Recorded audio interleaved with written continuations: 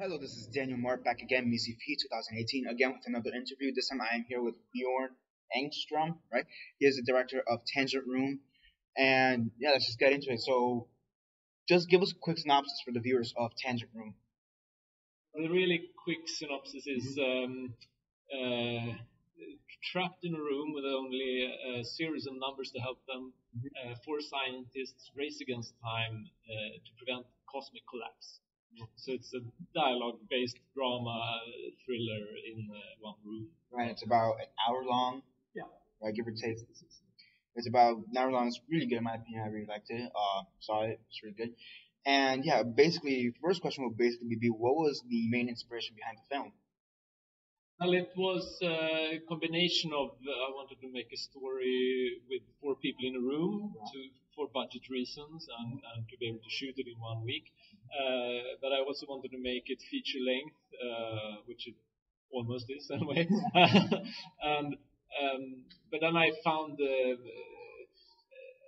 I didn't quite know what it was going to be about, so I was struggling with that. And I found a scientific article that was talking about.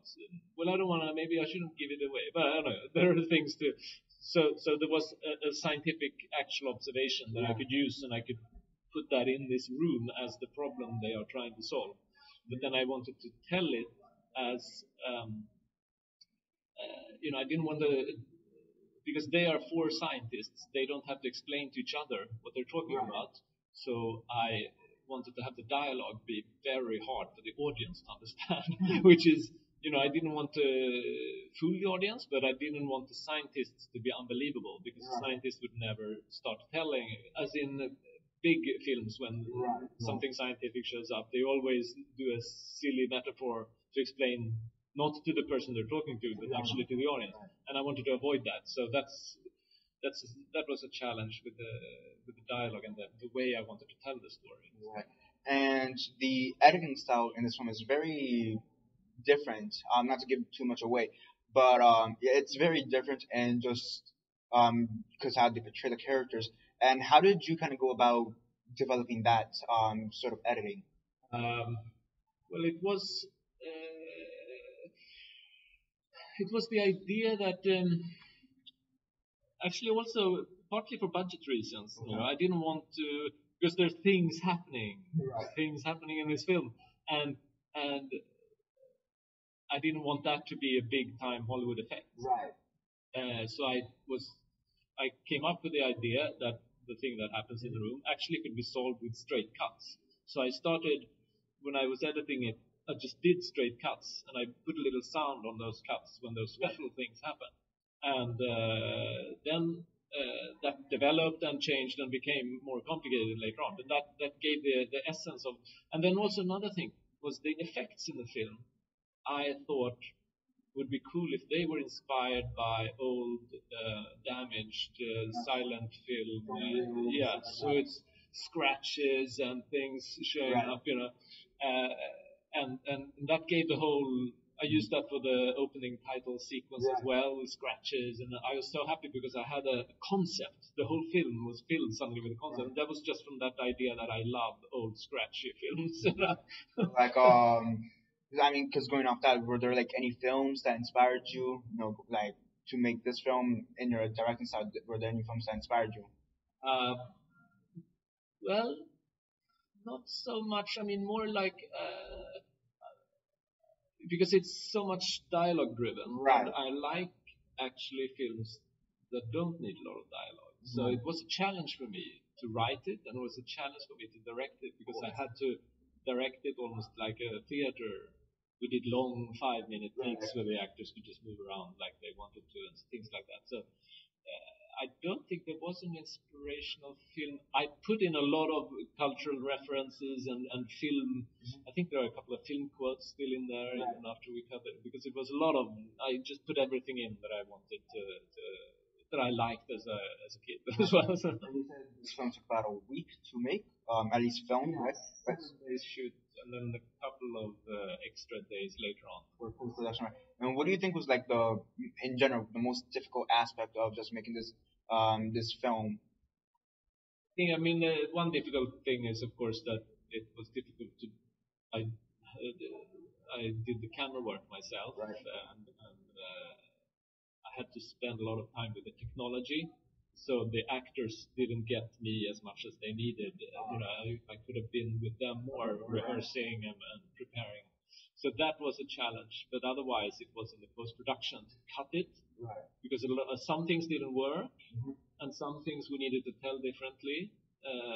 So we had to recut it quite a lot and move things around a bit and remove that thing and put that back in when we took that other thing out.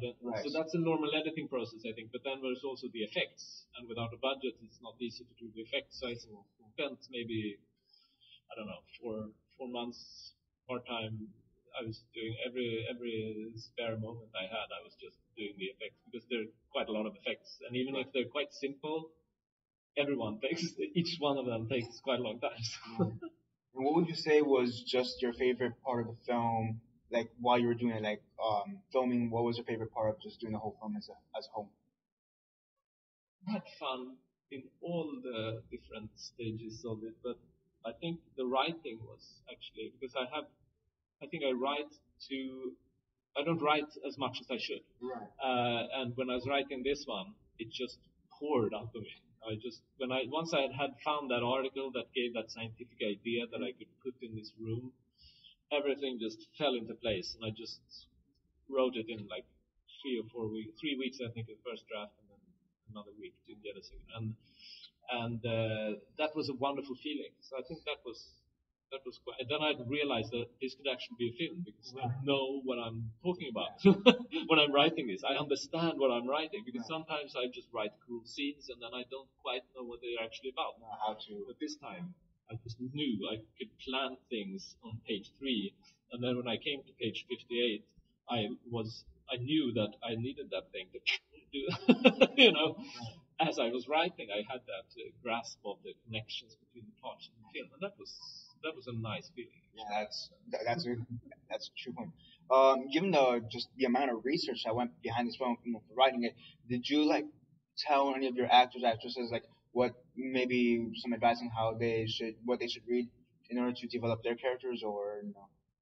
No, I did not. There wasn't really time. One of the actors, will you seen it, the blonde woman, she was cast when it was like 3 days to the shoot, so she didn't have time to do anything else than just read. I'm gonna say this, and then we just came in and did it. So it was kind of, a lot of it was based on each person's previous experiences and their own references, and they brought that into the role, and that was the whole process of basically of the whole film, because they didn't have time to prepare with me, so they prepared, they prepared the text, but they based they came with their own ideas. And I didn't have a cinematographer, which was bad, because I didn't have anyone who came with his own ideas there, so it was only mine. But then in the editing, I had help from a friend to edit, and he came with a lot of good ideas. In the sound, the guy who did the sound, he did things I had never thought of, and changed the whole film, basically. Ideas there. Yeah, he just changed things. It's just like a creative process, one goes on. Yeah, so a lot of people just came with their ideas, and I was like, wow, great, let's go with that. And it changed everything. So when I say I like the writing, it's interesting that actually the film is quite different from what I wrote. So that was also fun. So from the initial concept to how it is now, it's just a completely different experience, right? Not that your film is going through festivals. What do you hope the audience kind of takes away from it? When they're watching it, what do you hope they get from it? How they react? How do you hope they react and stuff like that? Well, I think I hope there's. I hope they have fun. I hope they can lean back and sink into the film, because it takes a little while to get going, and then once things start happening, I hope that they will get a bit shaken around and confused, but in a good way. I don't know. Yeah, so I mean it's and I think on the second viewing, I think the film will hold up. So I hope maybe some people out there will actually watch it the second time. It is, I will admit, it is a bit of a challenging film to watch the first time around, just because of all the technical scientific jargon. But overall, it is a well made film. But like you said, yeah, the second watch is definitely would be in order. So yeah, final question. Since you're here at Misi Fee, what's thus far? What's been your favorite experience of it? Well, I haven't had time to experience too much, but because I missed the Friday night and my flight was late. But yeah, I mean the whole sense of the fans of the genre that are here, and I just hope that as many people as possible actually get to see these films because they're really good. But I get a nice feeling that it's true sci-fi lovers. More question. One last question. Would you, if given the opportunity, would you come back to Missy Fee? Oh, that's too early to say. It's like when I shoot this film 3 years ago, I couldn't. No, I hoped I could come back someday. Yeah, but I don't know the next project yet, so it's difficult to say.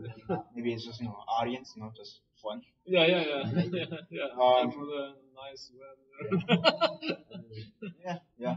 It is a little bit cold right now, but yeah, you're right. Nice weather. So I mean, that's basically it for now. Once again, Bjorn Engström, the director of Tangent Room, great film. Definitely do check it out when and if you get the opportunity. Do you have any distribution rights coming up or anything like that? No, I'm working on that. I haven't got anything. So hopefully, eventually, one day you guys can watch it. And yeah, it's basically for now. Again, Misi P 2018. Daniel Mart signing off.